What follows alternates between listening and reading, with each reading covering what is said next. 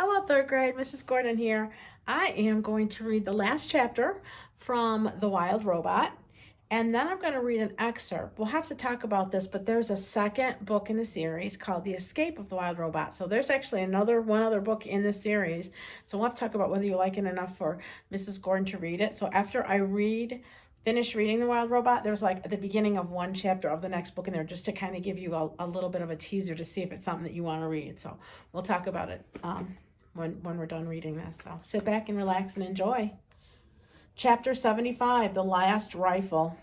With the target deactivated, Recco 1 calmly moved on to the next phase of his mission. He limped through the gravesite and began collecting every single robot part. He splashed into the shadows and returned with a foot. He shook the sand from a cracked torso. He pulled a head out from a tide pool. Each part was then piled around Roz's lifeless body. Bright Bill watched in horror as his mother slowly disappeared under a pile of parts. Roz looked just like the dead robots, but she wasn't dead. She had simply been shut down. Don't do it, Bright Bill, the flock tried to stop their leader. It's too dangerous. But the goose was determined to bring his poor mother back to life. Bright Bill crouched low to the ground and slowly moved toward the pile of robots. And when Recco 1 limped away to collect another part, Bright Bill splintered over the rocks, pushed past arms and legs, and squeezed into the pile. Click! A muffled voice echoed across the shore. Hello, I am Rozum, Unit 7134, but you may call me Roz.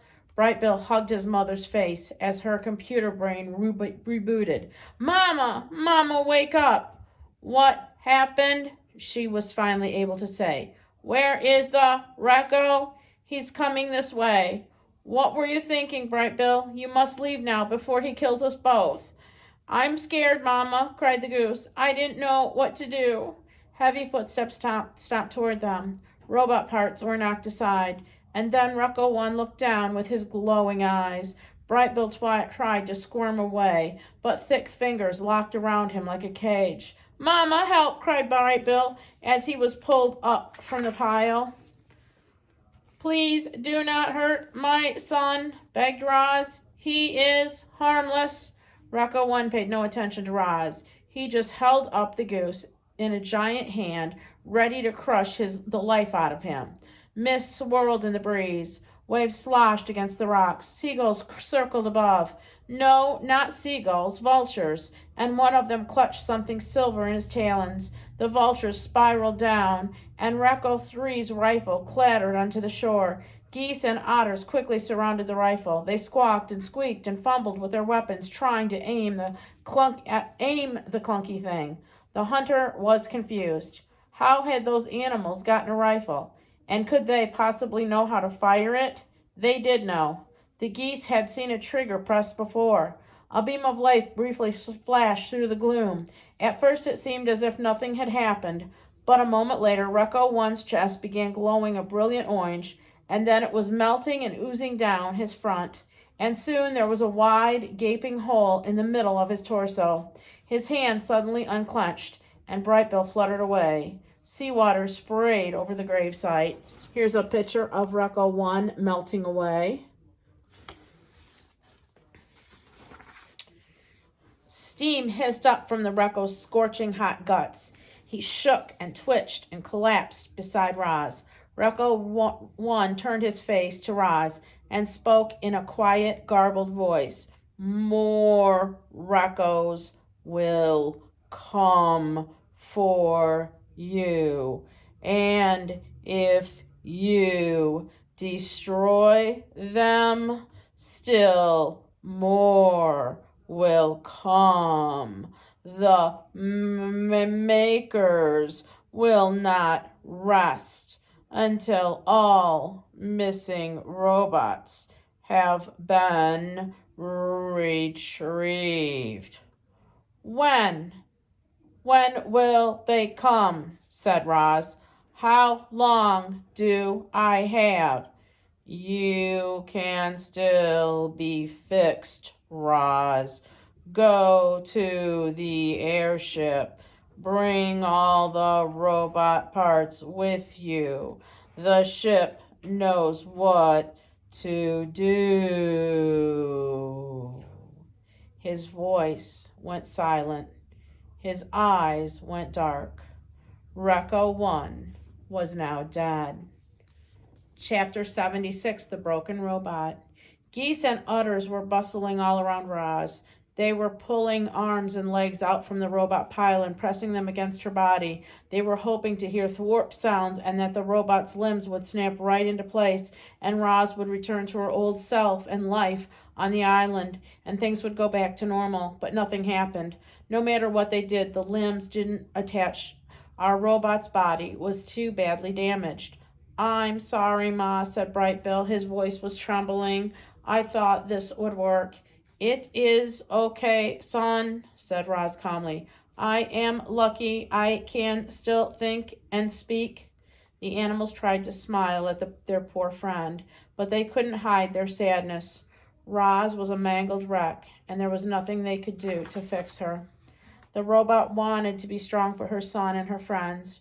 She wanted to ease their worries and minds and tell them everything would be fine, but Roz knew that everything would not be fine. She looked down at her broken body, and then she looked up at the geese and the otters and said, I will need some help getting home.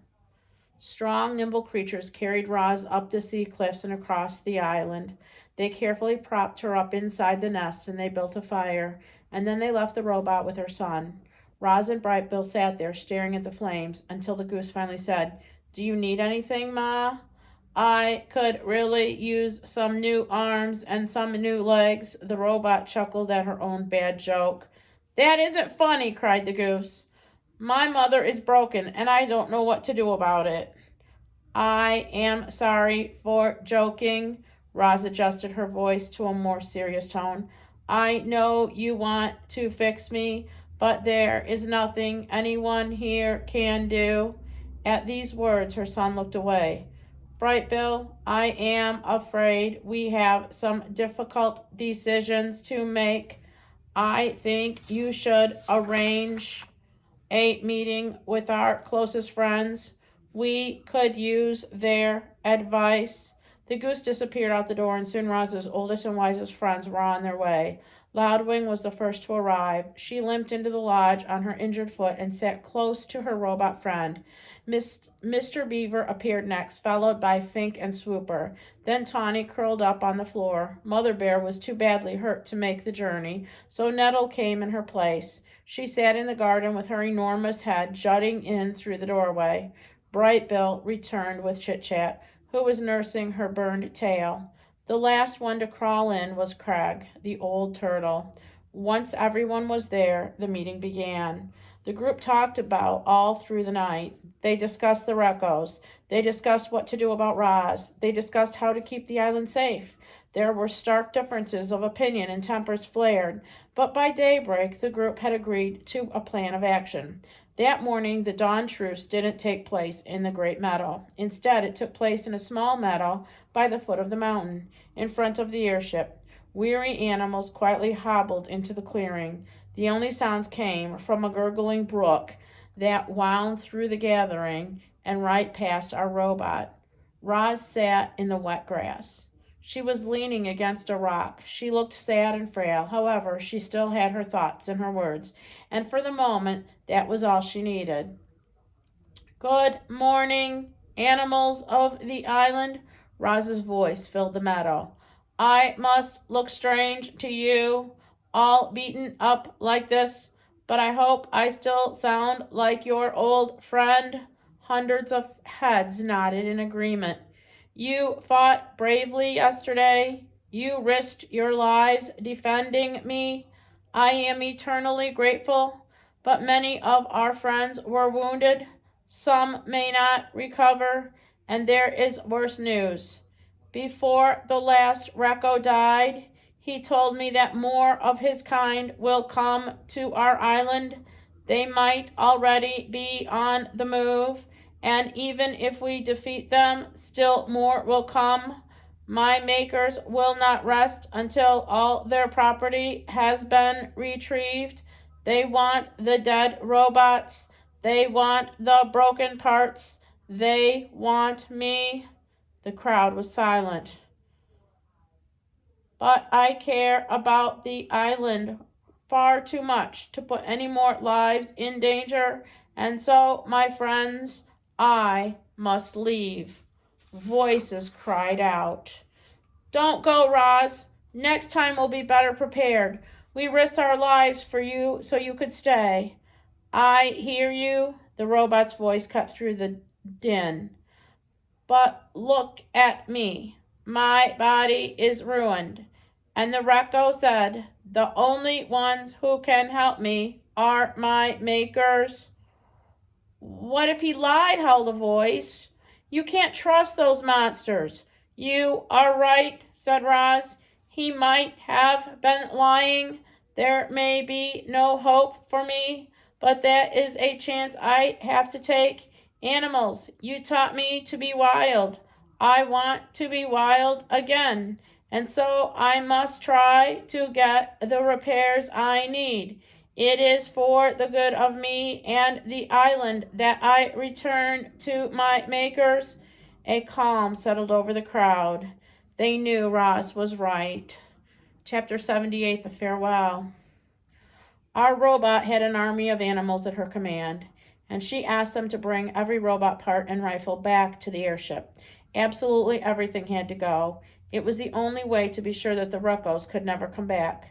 The island animals had no trouble locating the remains of the dead robots. Retrieving those remains took a bit more effort, but they were up for the challenge. Teams of clever creatures returned the robot parts of different shapes and sizes. Smashed heads and broken rifles and twisted tubes and heavy bodies were all loaded into the airship until the entire island had been cleared. Even the tiniest scraps were collected. It's amazing what an army of animals can do. The light mist was falling when they finally heaved Roz through the airship door. Her head slowly turned around to face the crowd of geese and beavers and owls and insects and fox and raccoons and vultures and moose and bears and possums and fish and deer and otters and turtles and woodpeckers and squirrels and frogs and hares and on and on. Every animal on the island had come to give the robot a proper send-off.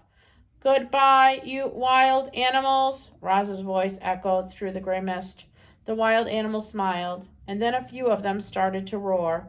Then more started to screech, and then more started howling and chirping and grunting. Soon every creature was hollering goodbye to Roz. The chorus of wild voices grew louder and louder, shaking the robot's body, rattling the airship, booming across the island and up into the clouds, and then their voices gradually died down in silence. Brightbill fluttered up to his mother's shoulders. "You understand I must leave," said the robot. "I understand," sniffed the goose in tears. "More Raccos could be headed right here. I just know.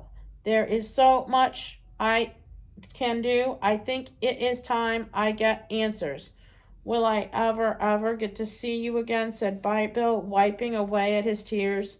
"You are my son, and this is my home," said Roz.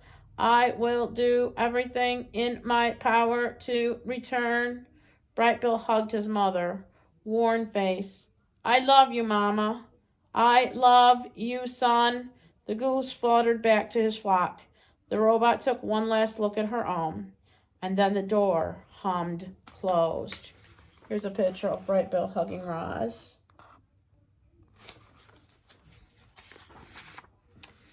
Chapter 79, The Departure.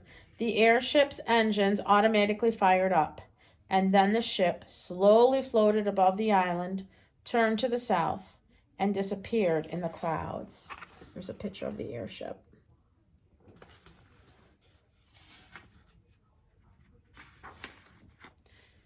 Chapter 80, The Sky. Our story ends in the sky, where the robot was being whisked away from the only home that she had ever known. As Roz sat in the airship, broken and alone and speeding toward a mysterious future, she looked back at her miraculous past. Reader, it must seem impossible that our robot could have changed so much. Maybe the Reccos were right. Maybe Roz really was defective, and some glitch in her programming had caused her to accidentally become a wild robot. Or maybe Roz was designed to think and learn and change. She had simply done those things better than anyone could have ever imagined. However it happened, Roz felt lucky to have lived such an amazing life, and every moment had been recorded in her computer brain. Even her earliest memories were perfectly clear. She could still see the sun shining through the gash in her crate. She could still hear the waves crashing against the shore. She could still smell the salt water and the pine trees. Would she ever see and hear and smell those things again? Would she ever again climb a mountain or build a lodge or play with a goose? Not just a goose, a son. Brightbill had been Roz's son from the moment she picked up his egg. She had saved him from certain death, and then he had saved her. He was the reason Roz had lived so well for so long, and if she wanted to continue living, if she wanted to be wild again, she needed to be with her family and her friends and on her island. So, as Roz raced through the sky, she began computing a plan. She would get the repairs she needed. She would escape from her new life. She would find her way back to her home once again.